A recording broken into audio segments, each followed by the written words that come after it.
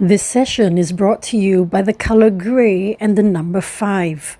Gray represents neutral or impartial. Being neither black or white, it is the color of compromise. Now, this word compromise has never sat very well with me. When I think about it, especially in the past, when I was in a disagreement with someone, I'd always want to have my way. I felt like I always needed to win. Perhaps I allowed my ego and my pride to get in the way, but I tended to take an attitude of failure is not an option. No matter what, the winner must take it all, and I had to be the best in everything I was doing. Does that sound familiar to you? Do you know someone like that, or do you find yourself doing the same or similar things when you're in conflict with someone? Hi, I'm Marion Nicole Teo. I was Miss Singapore Universe back in 1987, and I am one of the founders of EQ World. Today, I'd like to share with you 5 tips on finding that compromise, especially when you're in an argument, having a disagreement, or find that you're in conflict with somebody else. Now, the first thing we want to do is to recognize our style. Now, I shared with you that in the past, I was very much a I win, you lose kind of situation. I recognized that I was very competitive at that point, and it really didn't matter who I stood on or how many people I hurt. I definitely recognized that that wasn't doing me good, and I had to change my style. Now, there are other people who are a lot more accommodating, where they take the stance of, I let you win, but I will always lose. And I don't mind losing as long as it makes you happy. But what happens in the long run is that person might start to feel unhappy. Why? Because their needs are not being met and everything seems to be going in the other person's way. Now, there are other people who rather just avoid the situation the moment an issue arises and they feel that there's some kind of conflict or disagreement that might be happening. What they rather do is to sweep everything under the carpet, ignore it, and think that everything will work out fine. Now, usually things don't work out well, and it becomes a lose-lose situation when we choose to avoid the conflict totally.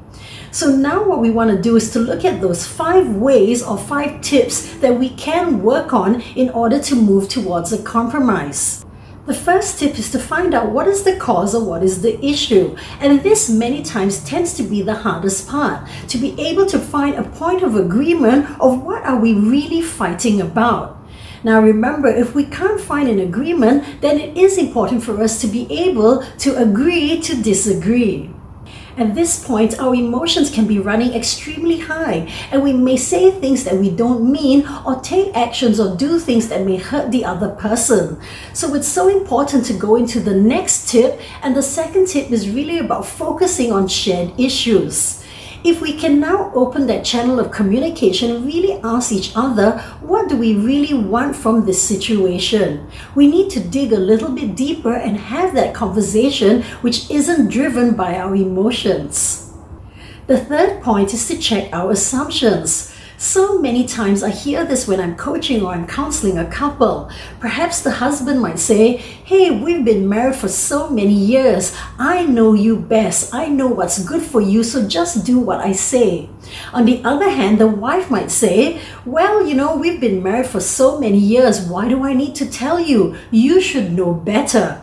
When we have assumptions like this, where we expect the other person to be able to read our mind, or we think that we know best because we've been in this relationship for a while, we can actually cause a lot more damage. Remember, we have to open that channel of communication and check into our assumptions. The fourth point is to keep our statements neutral.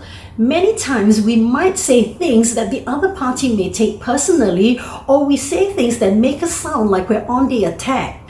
So do you ever find yourself using words like this? You never listen to me. You always have to be right.